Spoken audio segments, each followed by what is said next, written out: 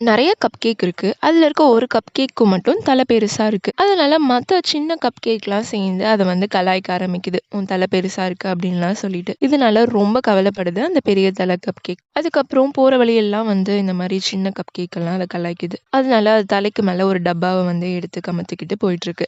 அப்ப ஒரு பார்பர் ஷாப்போட போர்ட பாக்குது. அந்த போர்ட்ல வந்து யார் வேணாலும் அழகா இருக்கலாம் அப்படின்னு சொல்லி போட்டிருக்கு. அந்த பார்பர் ஷாப்க்குள்ள போகுது.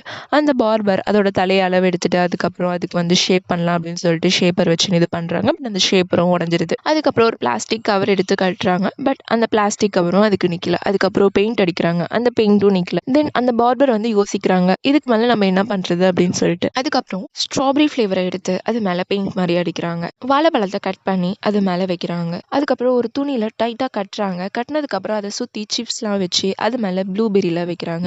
அதுக்கப்புறம் பார்க்க கப் கேக் ரொம்ப அழகா இருக்கு. அது தல பார்க்க ஒரு கிரீடம் மாரி இருக்கு. ரொம்ப ஹாப்பி ஆயிருது அந்த பெரிய தல கப் கேக். அதுக்கப்புறம் அதுக்கு பெஸ்ட் கப் கேக் அப்படிங்கிற அவார்டும் குடுக்குறாங்க. இதுலேருந்து நம்ம ஒரு விஷயத்த தெரிஞ்சுக்கலாம். நாம நாமளா இருக்கிறது தான் அழகு. இதுலேருந்து நீங்க என்ன தெரிஞ்சுக்கிட்டீங்க அப்படிங்கிறத கமெண்ட்ல சொல்லுங்க.